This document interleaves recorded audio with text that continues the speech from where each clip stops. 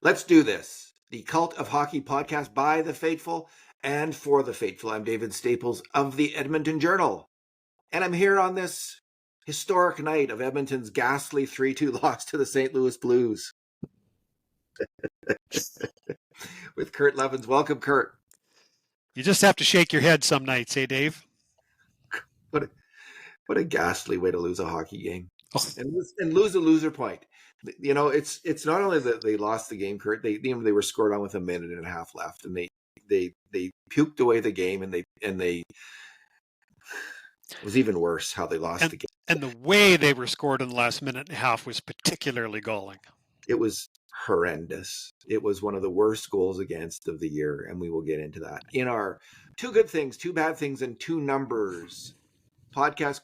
Kurt, I will first give the traditional recitation of the grade A shots in the yes, game. Please. 14-12 for St. Louis, with the 5 alarm shots, 8-5 for St. Louis. So the Oilers were not the better team in terms of flow of play. St. Louis had a slight edge. Kurt, what's your good thing? My good thing is Jack Roslovic. When they went out and got this guy, and he played his first couple of games, I had to keep reminding myself, this guy has not had a training camp. This guy has not had a training camp. It became my mantra. But 3 or 4 games ago, he popped, and he has had a string of consecutive strong games since, including tonight. And I think when you see the goal that Jack Roslovic scored tonight, you're kind of forgiven for going, David Tomashek who? It's because David Tomashek went from having a spot on the league's #1 power play to not even being in the lineup now. And Jack Roslovic has slid into that first unit power play slot like there's nobody's business. And the goal tonight was a very nice one indeed by him. And it was a really nice set up by his fellow wingers on the play, but really all the credit goes to Roslovic on this goal. And there are 2 things. Everybody's going to talk about how he roofed the puck, and it was a beautiful job of him to put that upstairs in tight. That's a hard goal to score. But the reason he had the time and space to do it is because he got position on his check, pushed himself off his check, which gave him an extra 2-3 feet between him and the defender. The puck came to him and bam, it was in. That's just the sign of a guy who knows where the net is and knows how to position himself properly to put him in a good position to score. It was a perfect pass by Connor McDavid. I mean, right on the tape, but it was on and off Roslovic's stick like that. But he doesn't score that goal if he doesn't gain proper positioning in front of the net. Now that he's got his feet under him, what a pleasure it is to watch this guy. And, coming in, I won't pretend to have gotten a real heavy viewing of Jack Roslovic. But I don't see the plethora of defensive gaffes that some people talk about. Yeah, he's not Bob Gainey, but really his defense is fine. What he has is chemistry with Leon Draisaitl and Vasily Podkolzin. I have a hard time, Chris Knobloch's line shuffling notwithstanding, seeing there be a reason why this line should be broken up anytime soon. It's highly effective. 3 different players. They play 3 different roles. Roslovic is eventually going to lose his power play spot when Zach Hyman comes back, which is going to be either tomorrow or I think more likely on the weekend. But until then, man, has he come into his own. And I can't help but wonder if the Oilers aren't thinking about an extension with this guy, because the way he's going now, I think you want him on this team. I'm not so sure, Kurt, he'll lose his power play spot. Last year, Corey Perry was on the first unit power play ahead of Zach Hyman. So for second half of the year, if I'm not mistaken. I'll bet you a cup of coffee he loses it. I'm just saying I'm not so sure.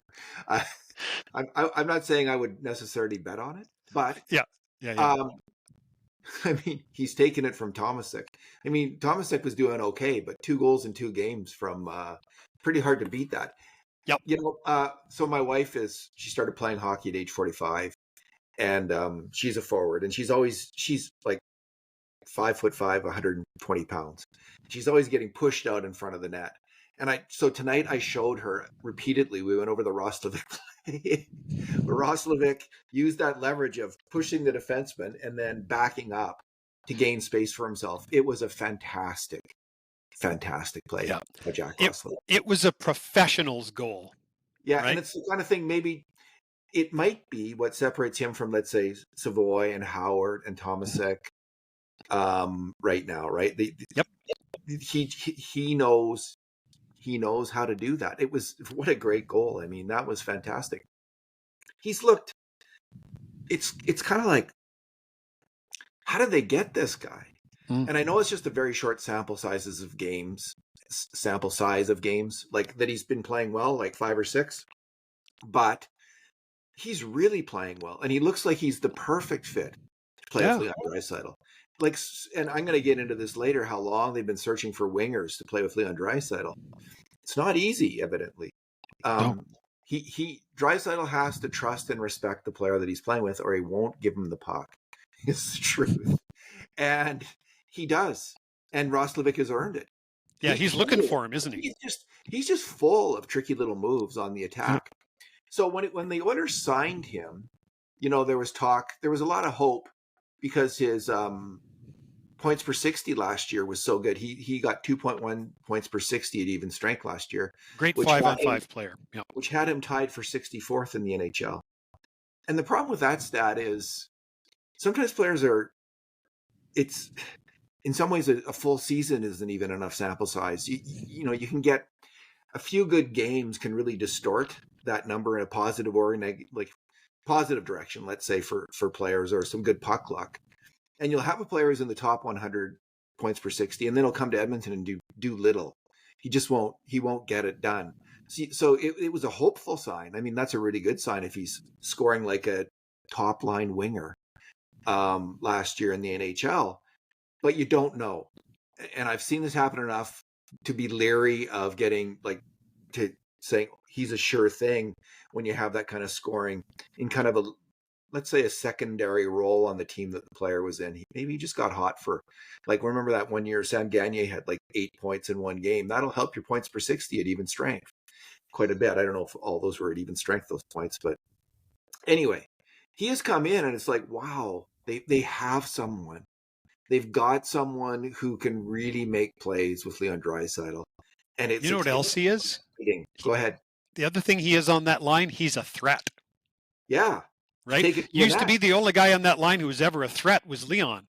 God love Vasily Podkolzin. He works his ass off, but he's not exactly a threat. I mean, he's not a goal scorer. Roslovic is. That's his calling card, right? Yeah. And what a goal. Top shelf where grandma keeps the cookies. All right. I somehow knew you were going to bring that into the conversation tonight. My homage to the legendary Edmonton skills coach, Jim Fleming, who always likes to say that. Kurt, my good thing is the McDavid line's goal, which was just a really nice passing play and a great finish by Mangiapane. The interesting thing about it is after being like the blender king for the first 9 games in the NHL season, Knoblauch's figured out, okay, that's not working very well. This is a bit of a disaster, and he's gone with 3 lines since that. So it's the last 5 games, 6 games. One of them is the line we've just been talking about: Podkolzin, Roslovic, and Draisaitl. The other one is Savoy, Frederick, and Henrique, and they've been pretty good too. Yep.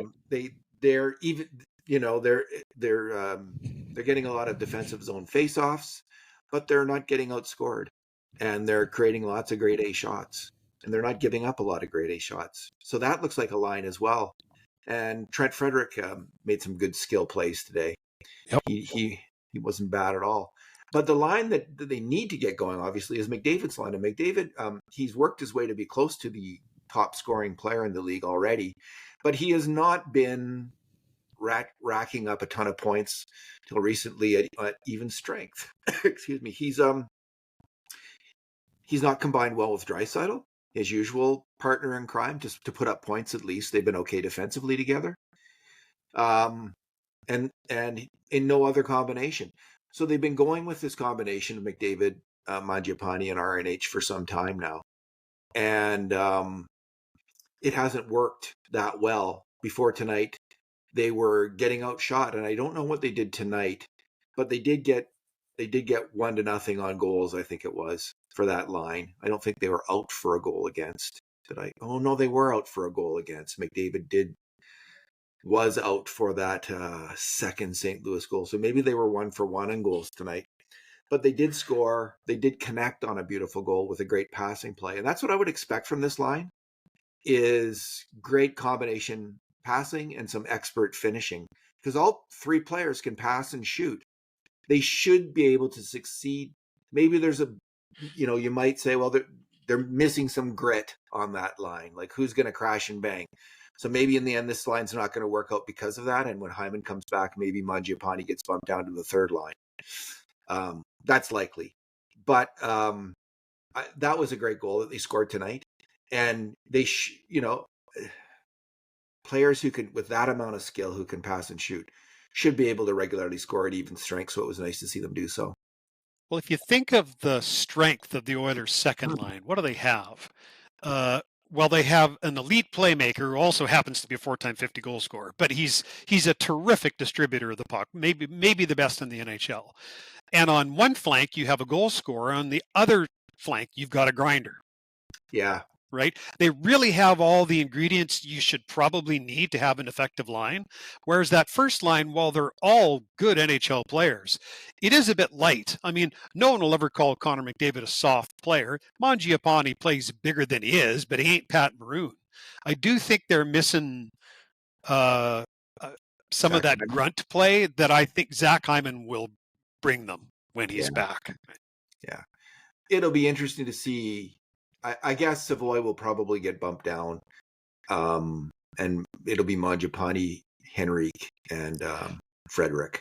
Although you were right to point out the play of that line tonight. When you think of it, Henrique, Savoy, and Frederic are all very responsible defensive players. Like Savoy, for his age, is a very responsible defensive player. I really like that part of his game.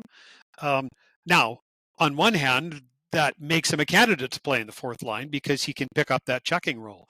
But it would be a bit of a shame if you separate him from Henrique, because Henrique and Savoy seem to have some chemistry. So it's interesting with Hyman coming back. And I'll just hold off on this because it's lines coming. I was just going to say, I wonder if Thomas gets another game, but we'll talk about that in a second. Okay. Kurt, what is your bad thing? Well, my bad thing is the 3-2 goal. And of course, it was bad on multiple levels. Not only was this a game that the Oilers didn't outplay St. Louis, but they had a lead, and I thought they had the game reasonably well in hand. Well, we all know what happened, and it ended up 2-2. But then to appear as if this game is going to overtime and you were going to get a loser point at the very least. This is a good overtime team. There's a reasonable chance that you'll get both points, right? But then to be scored on in the last 90 seconds, that's tough in any situation. So there's the one thing. The second thing, though, is the way in which the goal was scored. Now, I'm going to cover off the play on the defenseman, and I'll let you chime in and talk about the forwards on the play. To start with, when you're the Edmonton Oilers and you know you have a chance to get a single point and go to overtime, I believe you need to be in a solid defensive posture in the last 90 seconds. But I felt that on that play, both Bouchard and Ekholm were really passive on their own blue line. I thought they backed in too far too soon, and they just softened and allowed the Blues to get a foothold in the zone. That's the first mistake. The second mistake is when the shot comes from the point. I mean, there's all kinds of traffic in front, and neither Ekholm nor Bouchard seem to be doing much about that. I'm surprised Calvin Pickard saw that puck at all. He was screened by Ekholm. He absolutely was, right? But he still made the first save, which in a Yeah. case like that, a shot through traffic, that's all you're asking your goalie to do is make the first save, right? So he kicks out that first one, but the rebound is a sitter. So you look at the two defensemen, and Ekholm is the furthest away from the puck and is at least standing beside his man. Then you look at Evan Bouchard, who not only isn't standing by his man, he inexplicably moves away from his man and makes no apparent effort to take his man's stick. And of course, what happens? Said man puts the puck in the net. It's 3-2. The game's over. Now, It was horrendous. yeah. Now, if you want to chat about the forwards, because there was a lot of mistakes on that play, as you say. Well, But then I want to come back and talk about, because I want to talk about varieties of mistakes, because this isn't the classic Bouchard mistake. So okay, because I've been defending Bouchard, not on this play. That was horrendous. Yeah. Lack of concentration and soft as butter and horrible. Like there's just, you can't have that. No. You cannot have that. But I will say this, that to go back to a previous debate that you and I have had about Draisaitl, they're coming right through the center ice zone. And the job of the center is to slow down the player rushing up. I think it was Shen rushing through the middle of the zone. Not exactly a speedster, but Draisaitl just does not skate. And if you want Exhibit A in my argument about why Leon will not be deserving of the Conn Smythe this year and isn't deserving of it, period, it's the play in overtime, the other game, can't remember who it was now, where he turned away from the guy and it was the Rangers with JT Miller in the neutral zone, and he does the same thing. He just stops skating. His job is to get on Shen and to slow him down and to direct him to the boards, not skate right up the middle of the ice as fast as he can skate. And if the defensemen are backing in, they shouldn't have been, but part of the reason you back in is because someone's coming at you fast. Yep. And Leon's got to get on. Now, Podkolzin's also there. He loses that battle too. But there's no goal. If Leon Draisaitl heads that off at the pass, checks properly, checks in a fundamental way. There was two fundamental errors of fundamental defensive play between Bouchard and Draisaitl on the play. To me, they were both really bad. And they both cause, not as directly Leon Draisaitl's mistake, but again, there's no play for St. Louis there if he gets on Shen and drives him wide. And I think it's as bad in terms of fundamental play as Bouchard's mistake.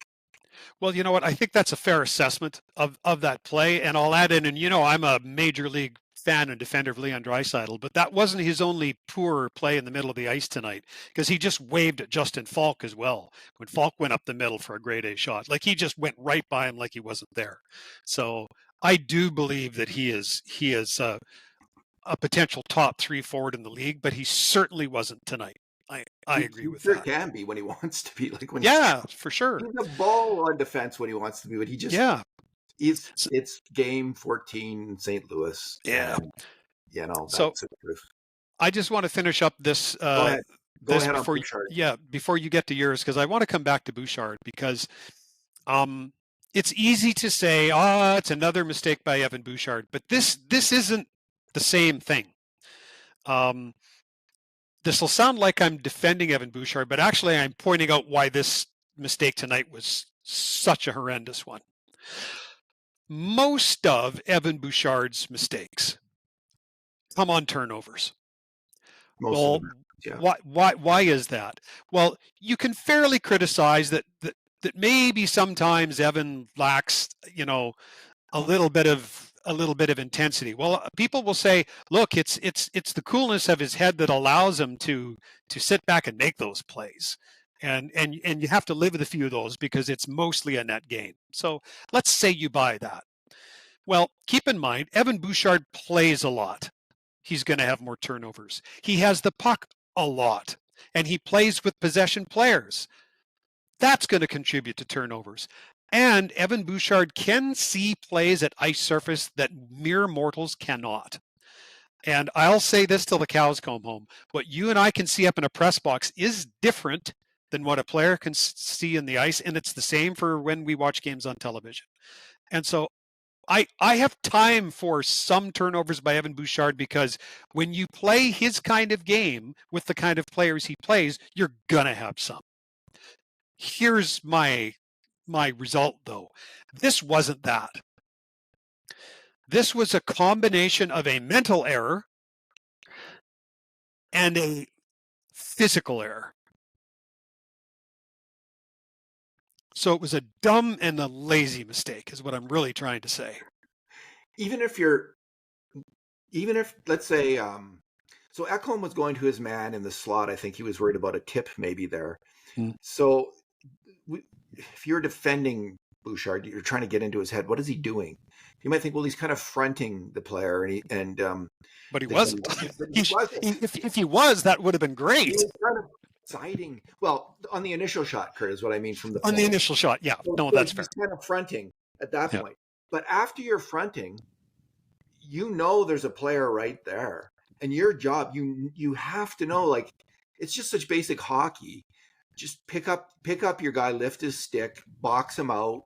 It is such a basic, fundamental defensive play, and the brain glitch that happens there. And this is what worries me about the Oilers, Kurt, and it's a big reason I think they have never won the Stanley Cup, is they don't bear down in terms of fundamental defense in the regular season, and when they have to in stressful games, it falls apart.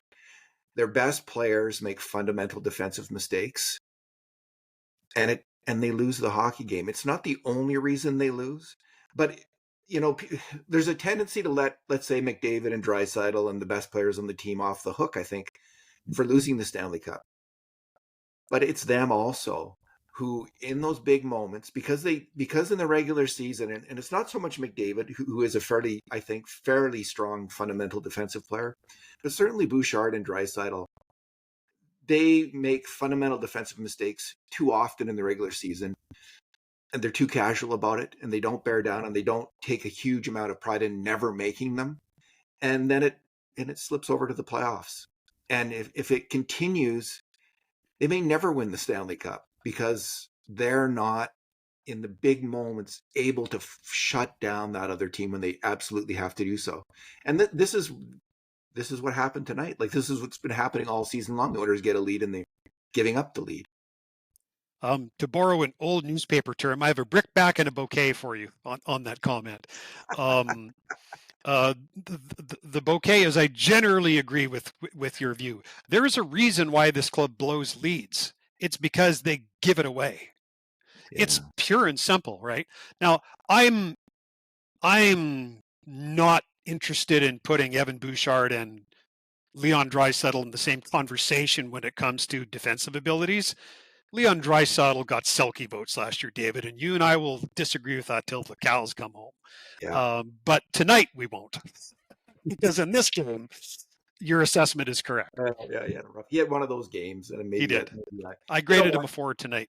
I was talking to one of my friends at Vintage Hockey today. We have a coffee, or some people have a beer after we play, and he was he made an interesting comment about Darnell Nurse.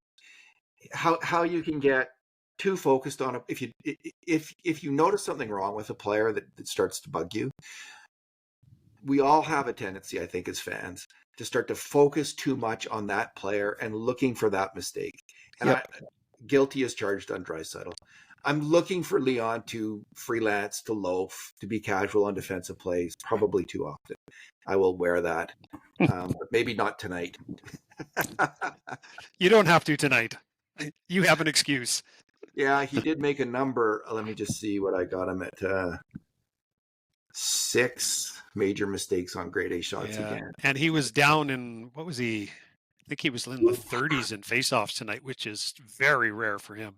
A couple of those were on faceoff losses, I think, that he lost. Agreed, but he was 35%. So even with those, he was below 50, which is unusual. Adam Henrique, again, he was 82% on the dot tonight. He's really playing well, Henrique. He is. Yeah. It's fantastic to see. Yeah, it's great. Like, they need Adam Henrique to play well. and that was a big decision they made, right? To go with Ryan McLeod, to go with Adam Henrique over essentially Ryan McLeod.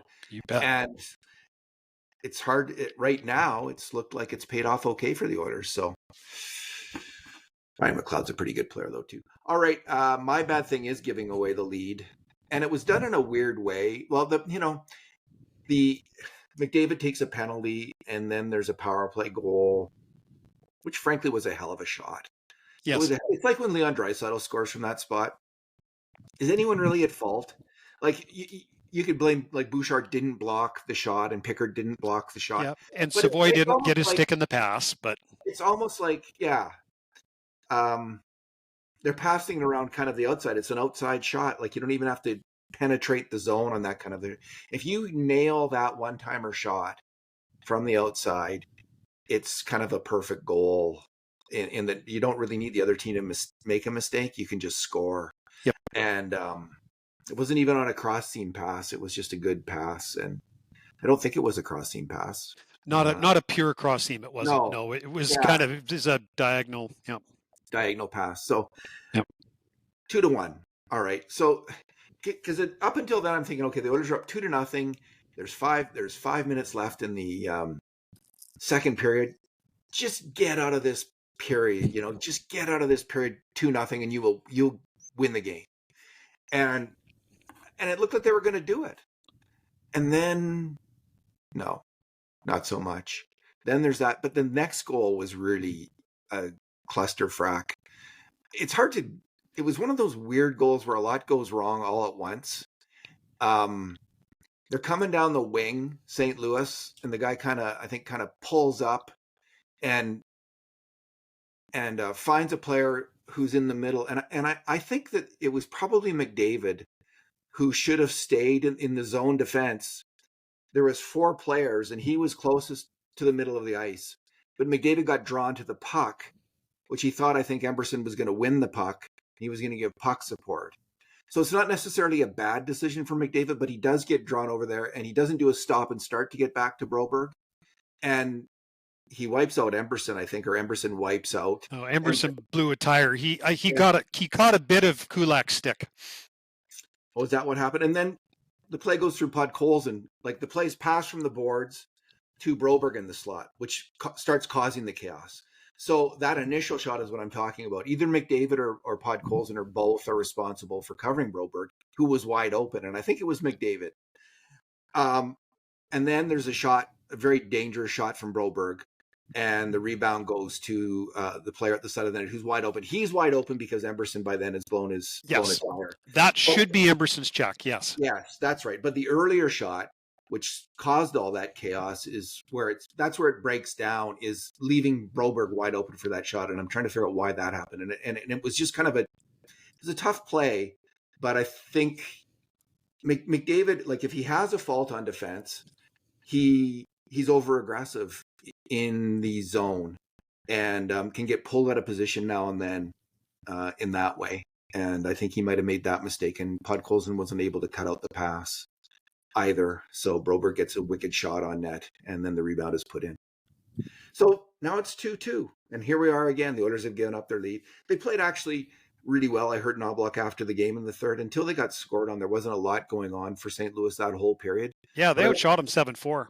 I was still sitting there in dread thinking, no, don't let it happen. And then it did. And we've beat that to death. So, Kurt, what is your number? 1,100. The first assist by Connor McDavid tonight was his 1100th point of his NHL career. Going into the game, he was tied with none other than Glenn Anderson. But now he is among the true all-time greats in the league.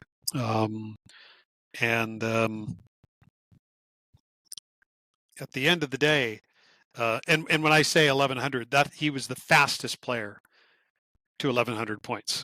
After Gretzky, Lemieux, and Bossy. And if you're building a Mount Rushmore of hockey players, Lemieux and Gretzky are on there. And the only reason Bossy isn't is because he got hurt, because he was some kind of goal scorer. Like, he was terrific. So if you're in that company and you're halfway through his career, or 3/5 maybe through his career, you're going to have historic numbers when you're done. It's notwithstanding some of the trials and tribulations of this season so far, he is still some kind of player. Oh yeah, this season doesn't.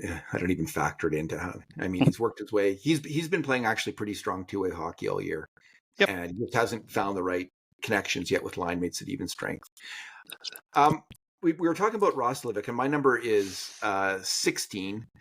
We were talking about Roslovic, how he might be the fit, and it got me wondering earlier today about how many players have we brought in over the years that we were hoping would fit in with McDavid or Draisaitl. And that's either like a real big hope or kind of like even like it was kind of mentioned or in the back of your mind that so this year there's kind of like 6 guys who have been mentioned as possible top 6 forwards. Trent Frederick, who actually started out the year in the top 6, Matt Savoy, Jack Roslovic, David Tomasic, Isaac Howard, and Andro Mangiapane. So there's 6 guys in this category this year, and we'll see. Roslovic is looking like he's going to do it, but we'll have to see about that. And there's a chance Mangiapane might, and the 2 younger guys. But it looks like Tomasic to me is kind of worked his way maybe out of this running. Like I'm not sure. And Frederick, he doesn't strike unless he changes his game. Like he's a third line hockey player. I think you or I always thought he would be a really good bottom 6 forward for this team, right? I never saw him as a top 6 guy, so I'm not disappointed that he's not there now. It's like it was Bowman's idea or Knobloch's idea. I think it's probably Bowman's idea to give Frederick a chance in the top 6.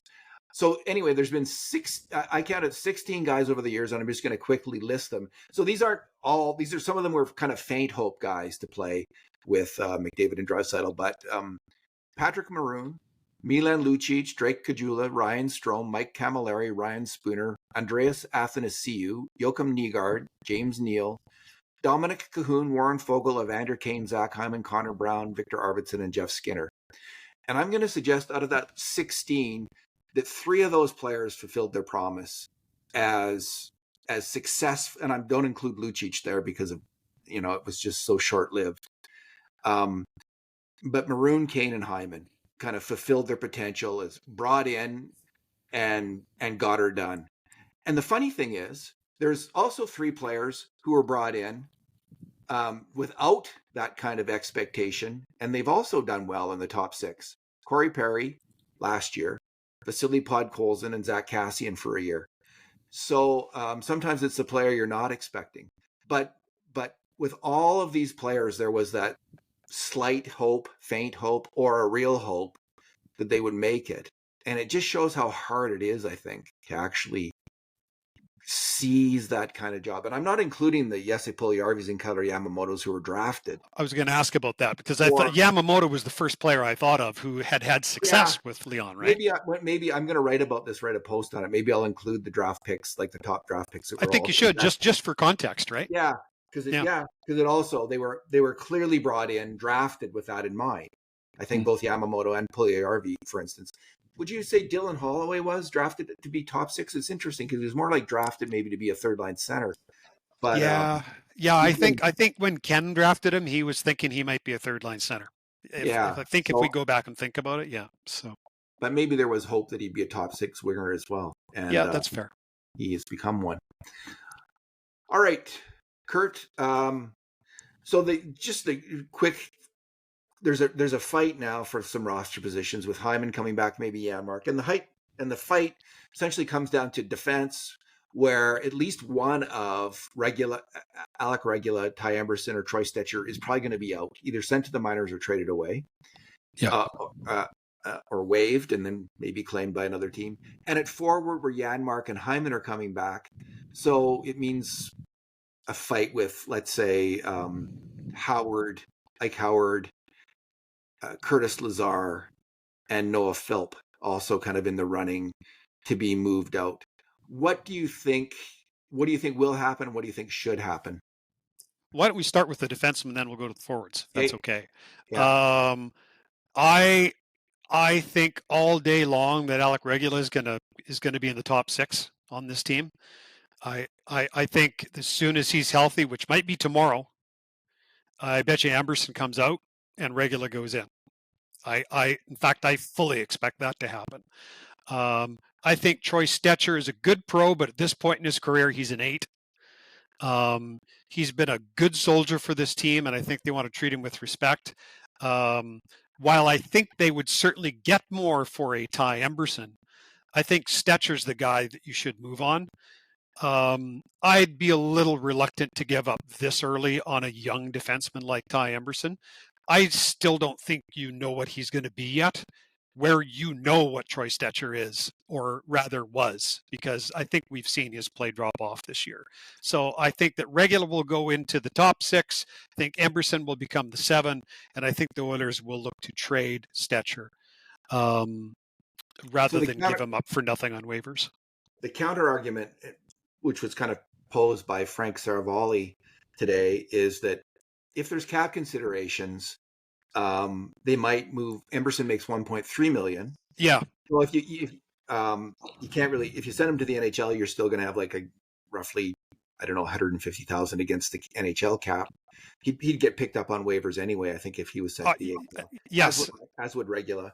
Yeah. So Regula more so than Emberson, I think. I think Emberson, Stetcher's the perfect 6'7" defenseman. Saravalli's saying, and Emberson has trade value. I think they could trade Stetcher for future considerations or a low round draft pick. I think Emberson might get maybe as like a fourth round pick, maybe as high as a third round pick if a team was really desperate. More like a 4th round pick is what I'm thinking, Kurt, for Emberson. I think he's really played well. He had a rough start. He's really picked it up. He's been solid as of late. Really good 3 months last season. Kind of bookend by iffy play at the beginning and the end of the season.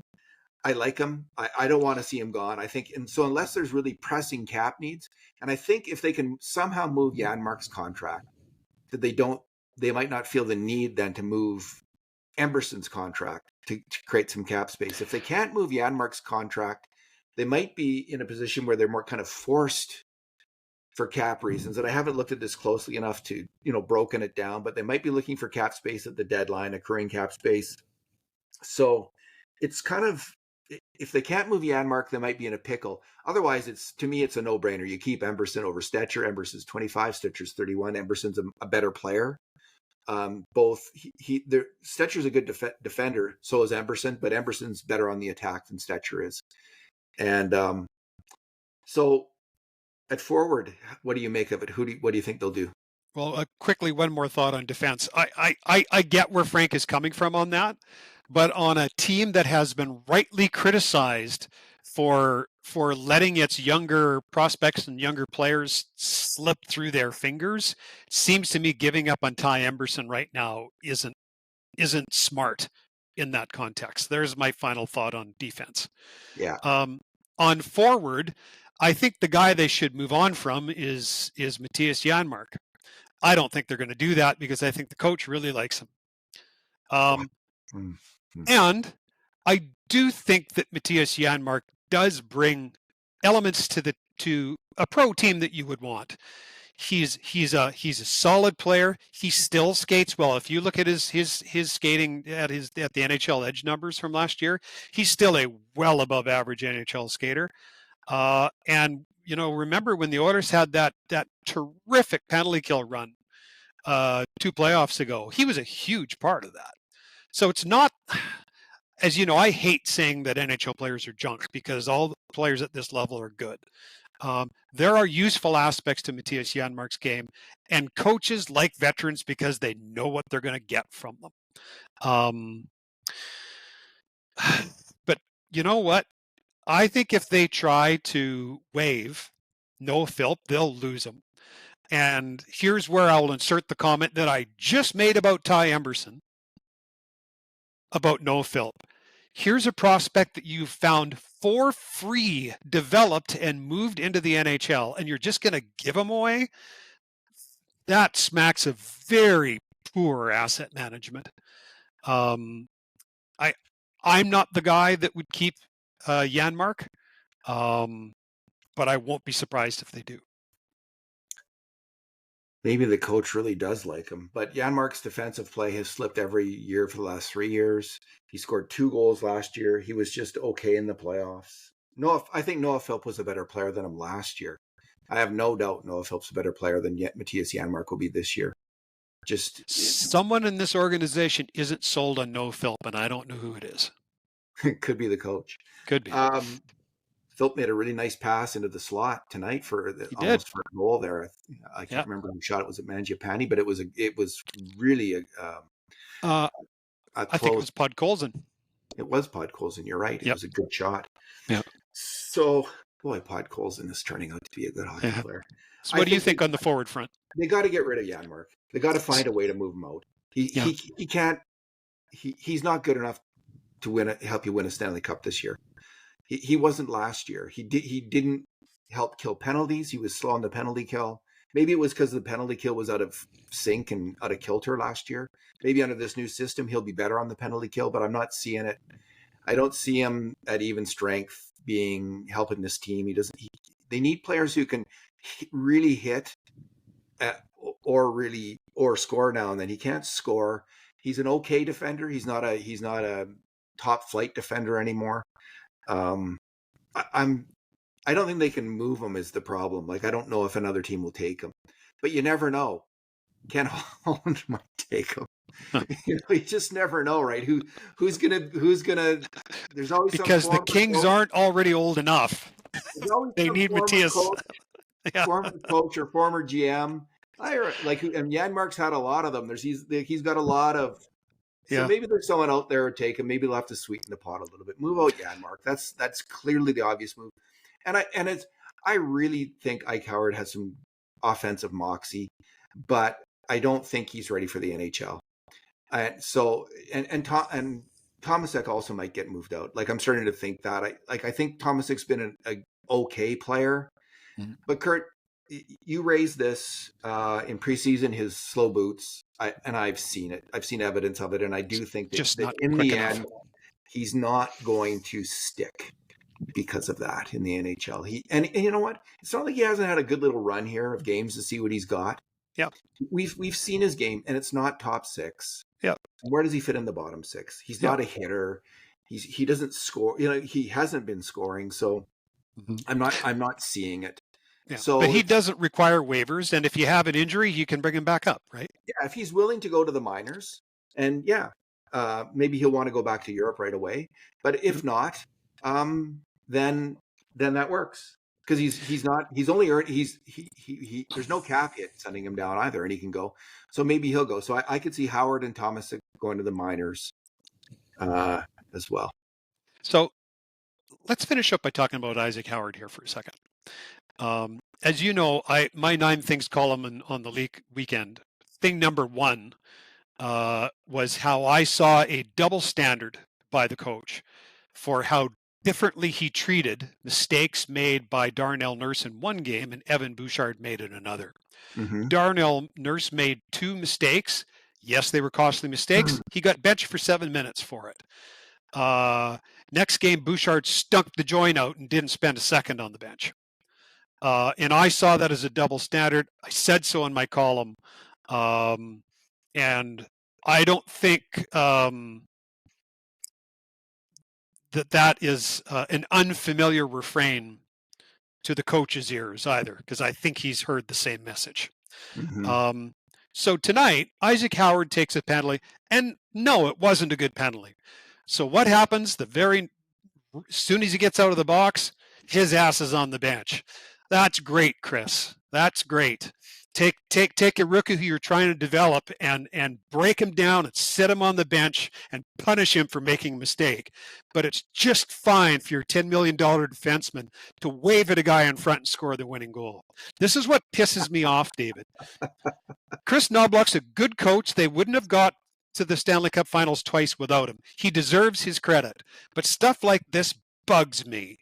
It's like, the double standards just make my toes curl. I don't know how he can look himself in the mirror and say, I'll show everybody, I'll bench Ike Howard. That's great. You're showing everybody. Tough guy. Okay.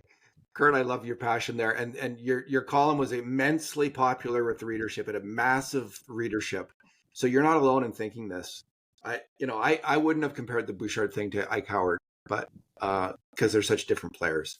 But he had every opportunity to bench Bouchard and wouldn't. But first opportunity, he puts Howard's ass on the bench. Nice job. That's showing him. I didn't notice that he had benched him.